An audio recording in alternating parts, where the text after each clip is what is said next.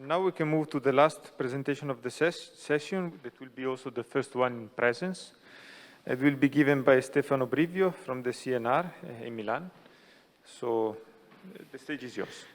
Thank you for the introduction, and I would like to thank Arrigo and the other organizers for this opportunity of being here in presence for the first time after a long time. I will speak about memristive devices, so resistive memory devices in particular for spiky neuromorphic systems. So it's a topic already dealt with by Elisa and Daniele as well. I will give some idea of how to optimize some properties of the materials and devices to fulfill some of the needs for spiky neural networks. And then we'll try to give you an idea of how the properties of the materials and the devices affects the SNN performance. And then, if I have time, I would like to go back to the device for a while before the conclusions.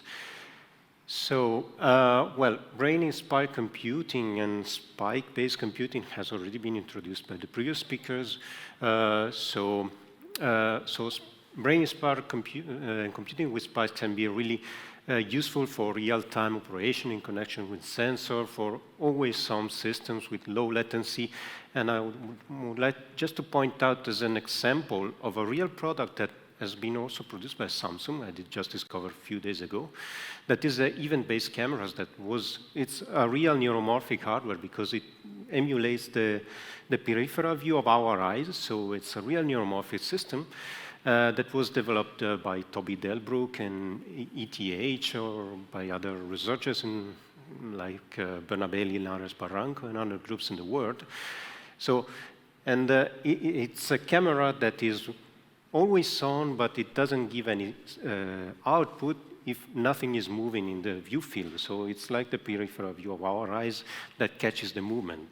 And it's very low power consumption, even though it's always on, and it has a very low latency. It's very fast. And in this sense, also neuromorphic systems with spikes can do and interact with some of these systems.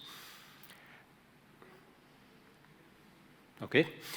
So, but brain-inspired computing can, so the brain inspiration can be done at different levels. I will speak about synaptic electronics that would like to emulate the synapses, so the weights, the communication strands between neurons through the conductance of a memristor device. But there are other ideas to emulate, for instance, the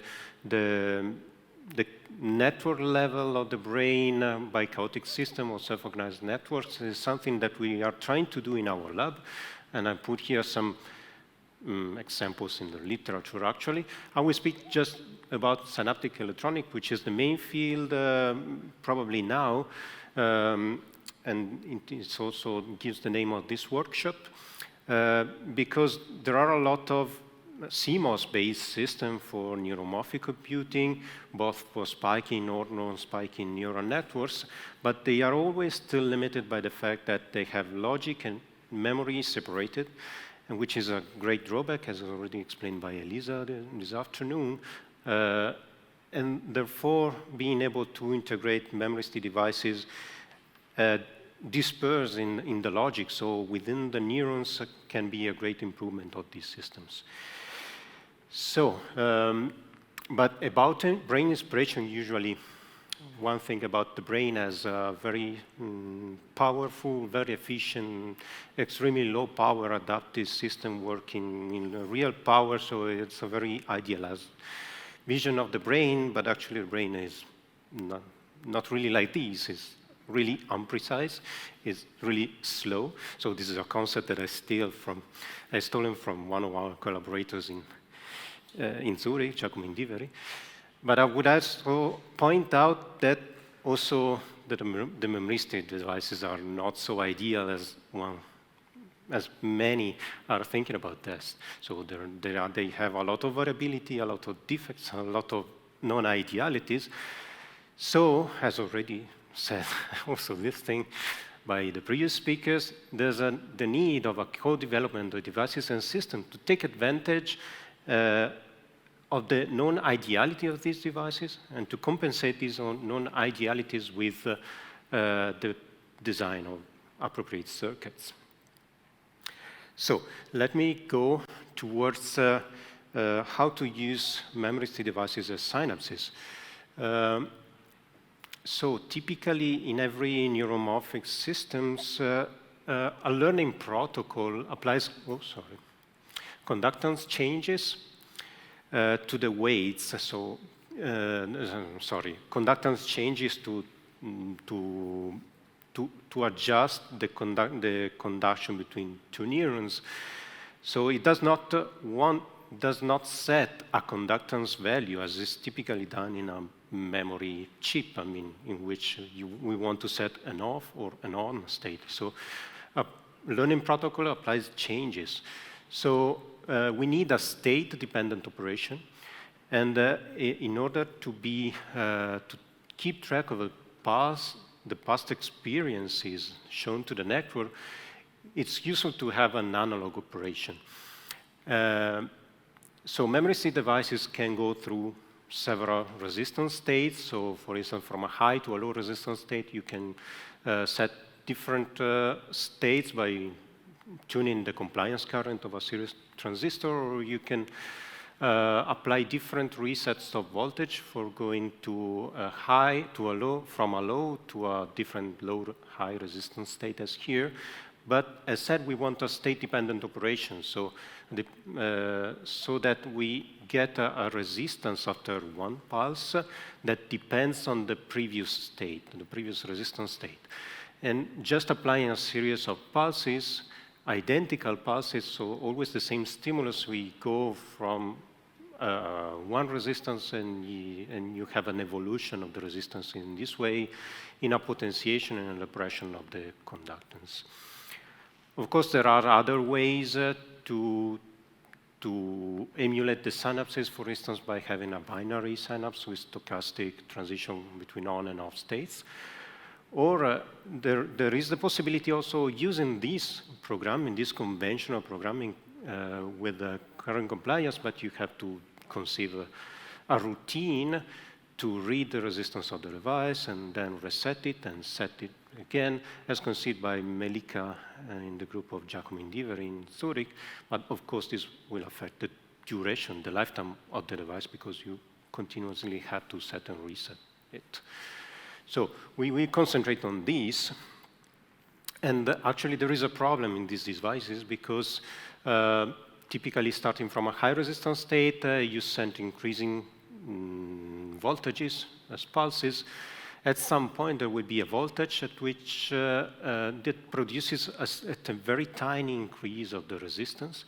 This tiny increase of resistance will trigger a temperature increase, and the temperature increase will promote the motion of defects, of oxygen vacancies, and so a further current increase in a positive feedback loop that ends up with a very fast set transition from a high to a low resistance state. Actually, in our devices, what we did is applying just this voltage here several times with pulses of this duration, so 100 microseconds. They are not so short, actually. And what we get is actually a gradual transition from a high to a low resistance state. It was quite unexpected, also because the pulses are not so short. So we are sampling down the dynamics of the switching with quite long pulses. So the dynamics is slow. But why we were wondering why we got this.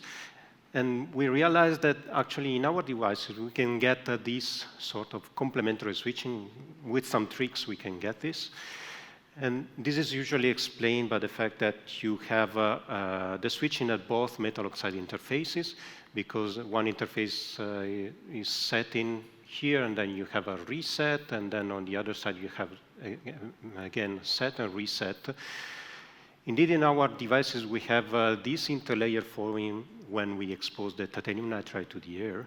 The fact is that once you set the device to close the filament here connecting the two electrodes, actually almost at the same time, you get the filament disrupted on the other side. So there is a sort of competition between the formation of the field on one side and the dissolution on the other side. And this, in our opinion, is what mitigates the self-acceleration and slows down the set transition and allows to have an analog operation. For this reason, we optimize devices with a almost symmetric structure by changing the top electrode, putting here titanium that gets partially oxidized and builds up an almost symmetric operation stack.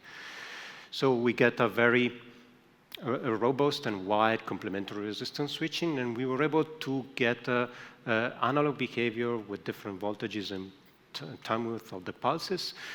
You can see that it's highly nonlinear, so we have a strong nonlinearity in this analog operation that we fitted with this curve that says that the conductance change depends on the actual value of the conductance with this law that I will explain you later. So actually, these laws say that if you increase alpha towards 1, you get towards a fast switching, a more digital switching, if you wish. So while decreasing alpha towards very low values, we have a very gradual transition. Indeed, 1 over alpha is proportional to the number of levels. These laws come from a natural neuroscience paper that does not have any connection with Memristive devices, but I will explain you later. We use first this fitting just to extract the parameter alpha and to plot it as a function of the pulse time width and voltages, and to be able to describe the transition from the programming, so where there is no switching, where alpha is equal to 0, like here, towards the digital switching, where alpha is close to 1. And you have a big jump from the initial conductance after 1 pulse. So here in between, there is the analog, the programming window that is available for analog programming. So like here, as you see, the characteristic is highly nonlinear. It is a narrow window that can be a problem if you have a very large array. But I mean, there is the opportunity to have an analog operation here. So what is the relation with neuroscience? Because we took this fit from a natural neuroscience paper. So as I told you earlier, the synapses should keep track of all the past experiences. So if you consider 2 synapses that undergo several experiences, A, B, C, D, F, but they have a different experience at the beginning, A and A first. At the end, you will be able to distinguish the 2 synapses. So the 2 experiences are encoded in the network, let's say, and so the network will keep track of the different experiences. Okay, but in real hardware, as well as in our brain, the synapses are not, cannot achieve unlimited weights, so they have boundaries, okay? And if you have a boundary that the weights of the synapses cannot overcome, at some point they reach the boundary, and the old experiences are erased by the coming of the new ones. So the memories, so not the device, but the memory of past experiences are erased after some time. So there is a limited memory lifetime in a network of synapses. This is something that has already been pointed out also by Giorgio Parisi, just a note, the recent Nobel Prize.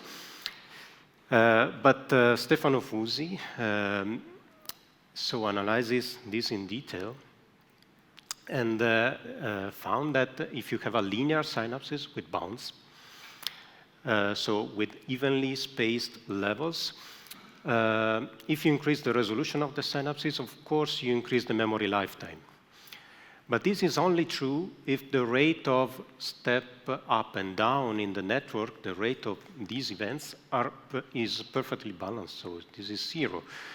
If it's not balanced, as it can be in general, well, you can increase the resolution of your synapse as you wish, but you will not increase the memory lifetime. In turn, if you have a nonlinear synapse with a soft bound behavior, that means that the boundary is actually reached as an asymptote. Well, you can increase, no matter the balance between this F plus and F minus, you always increase the memory lifetime by increasing the resolution. But there is a drawback in this, because actually, if you have weight steps that are constants, so you have a weight-independent plasticity. Typically, after training, you get the weights of the synapses that develop a bimodal distribution. So let's say on and off synapses are well distinguishable, and so you have a high signal-to-noise ratio, if you wish.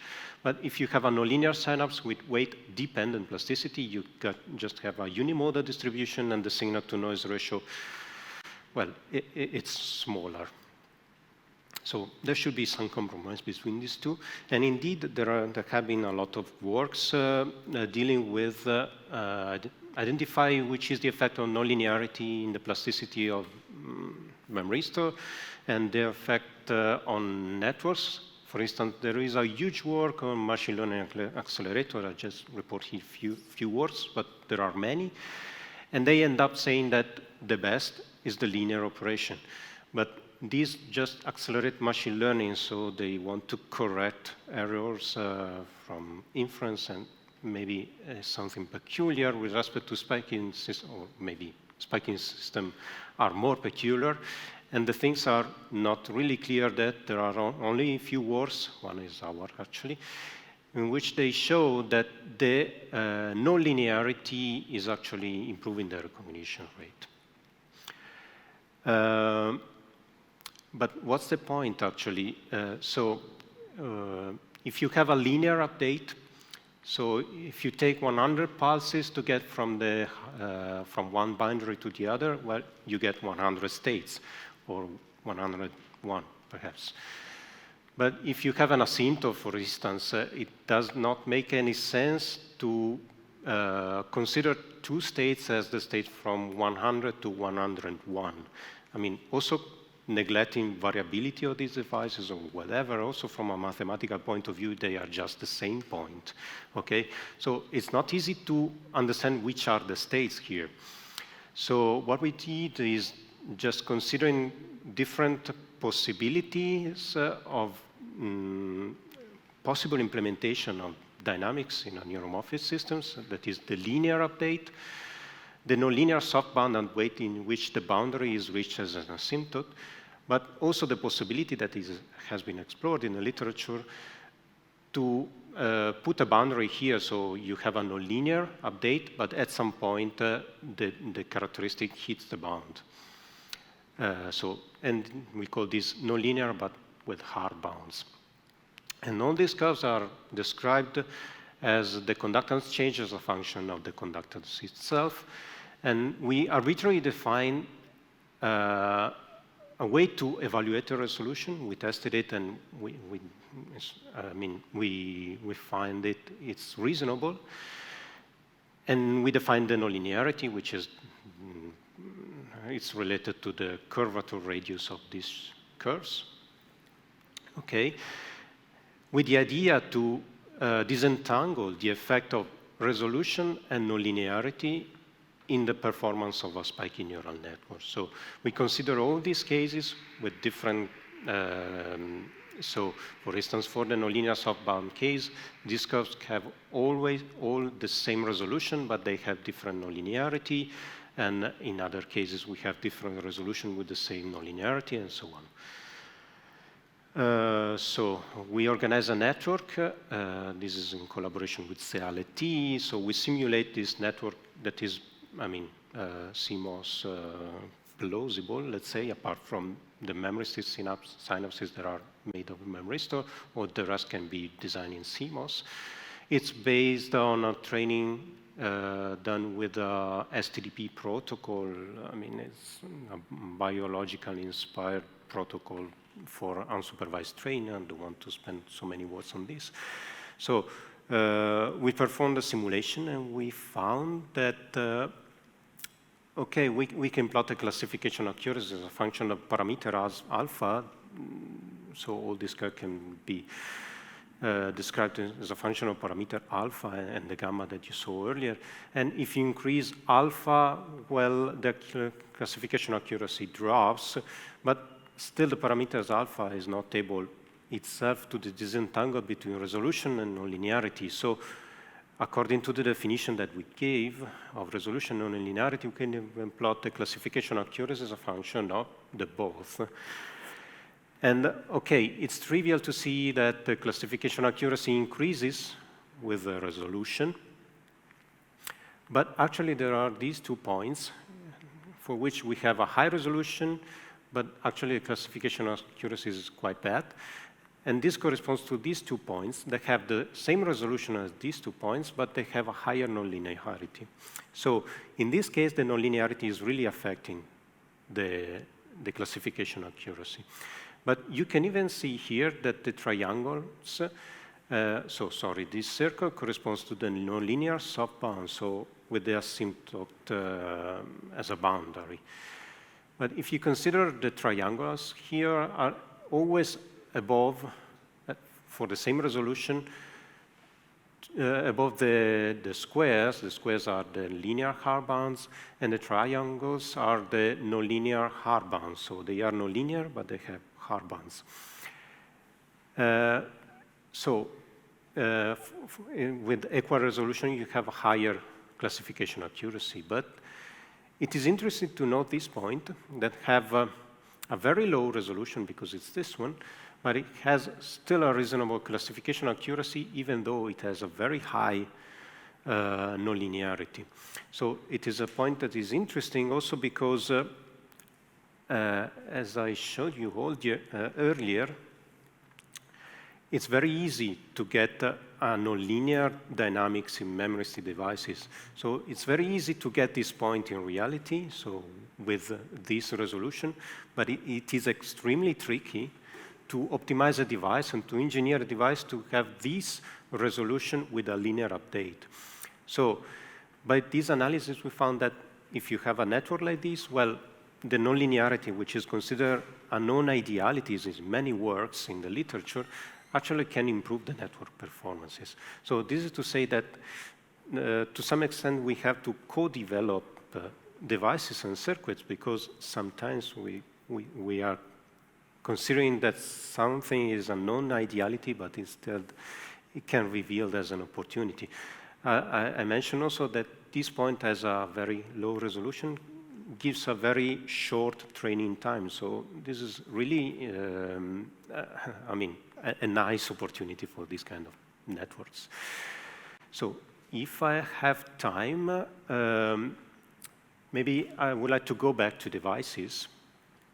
First, as I told you earlier, so the characteristics of the dynamics are mostly nonlinear. So this is just to repeat that nonlinearity in the dynamics of the devices is the most conventional thing. But also, it is interesting to notice that, we started trying to optimize the device for some peculiar application, that is this Microelectronics, that is completely different for memory application.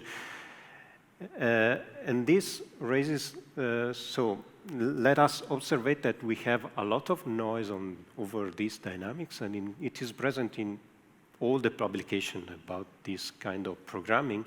So using an unconventional type of programming, let us find something new, actually. So this is, for instance, evidenced as switching noise in this publication by the group of Temi Programmakis. Also, the group of VMEC tries to investigate this. But the fact that we can obtain this noise with pulses allows us to characterize this kind of noise in detail. So we did this experiment sending a lot of pulses and reading many times in between the pulses by just letting bias current, a very low bias current here. So we have this step-like noise that resembles a lot telegraph noise, but it's actually stimulated by the pulses. Indeed, if we take up the pulses, actually, we don't have the same noise amplitude. So it's not related to the measurement setup, for instance, and it seems to be different from the conventional random telegraph noise, which is actually this one. So in this experiment, we are just sending a pulse, okay, and we have a current switch, and you get a stable state for up to 1 second. We measure up to 1 second, but it's much more stable than this. These are reset pulses in particular, so we are in a high resistance state still, already in a high resistance state, but we send reset pulses. And what we get is jumps up and down of the resistance, so with almost a zero average. So it's a zero average noise within stable states. So it is something different from conventional RTN because it usually measures at low voltage and ascribed to electronic trapping, that the trapping due to traps close to a very narrow path, and so on. Also, it is related to the times of trap and release, and typically the telegraphic noise has time constants of this order of magnitude for 0.1 volt, but we have a much longer retention time of the states that we get. So it's something related to what was characterized by the group of in IMEC, but they just characterize this noise with quasi-static voltage sweeps.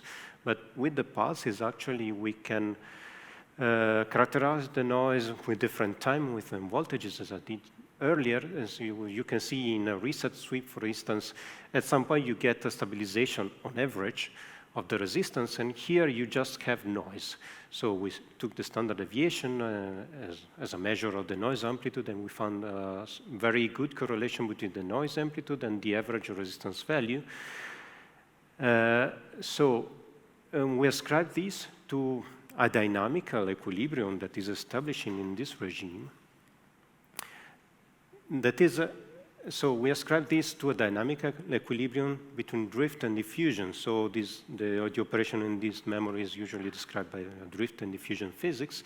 So if you have a filament that is partially interrupted here, you have a high concentration of oxygen vacancies here and here. Here is depleted. You have a diffusion that is acting especially at the edges between the gap and filament, but also the drift is acting mainly at the interfaces. So, but with the reset process, so the drift tries to open the gap and increase the resistance, while the diffusion tries to smooth out the concentration gradient. So it operates on the other side. So we just develop a very naive model to try to describe these dynamical equilibrium between these two tendencies, and we get a very good agreement with the experimental data.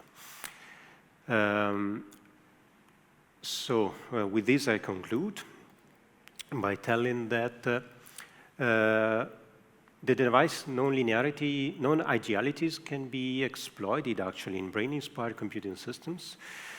And this is an opportunity to let the physics run the computation, which is the basic idea of Carver Mead when he had in mind and conceived the neuromorphic engineer. So using the physics to actually define our elementary operation.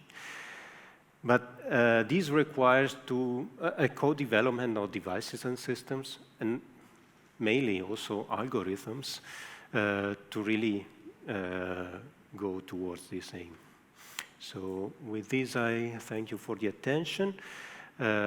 These are the collaborators that were involved, that also work with us in all these works that I showed you. And I would like to acknowledge the MEMScale project as well.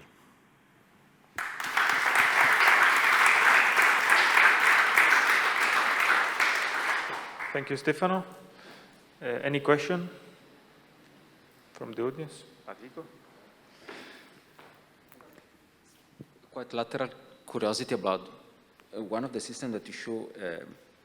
It was the stack with platinum, hafnium. At a certain point, it appeared a sort of interlayer with titanium oxide and nitrogen. Yes, exactly. So, if I remember correctly, the titanium oxynitrile, it's a dielectric layer, right? So, yes.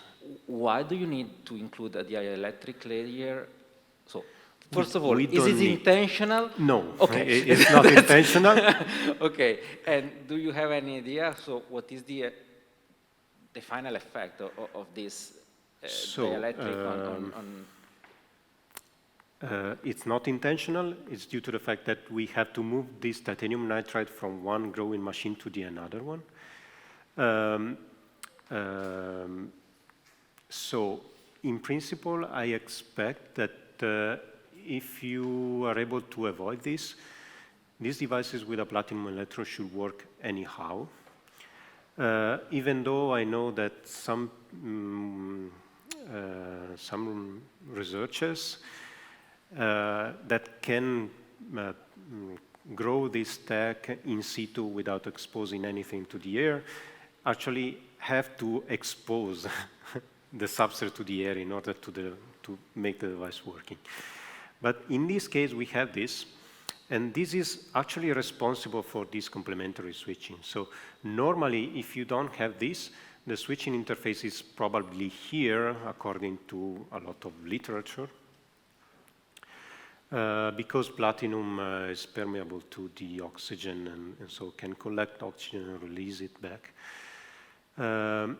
But this allows us also to operate with the other interface and get this complementary switching, for which really two switching interfaces are needed. So it's something that we didn't want from the beginning, but it actually helped us. Thank you. Any other questions?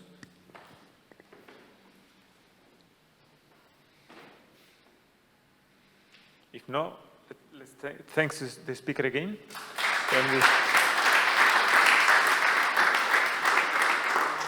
We can close the session. I guess we have the poster session right now.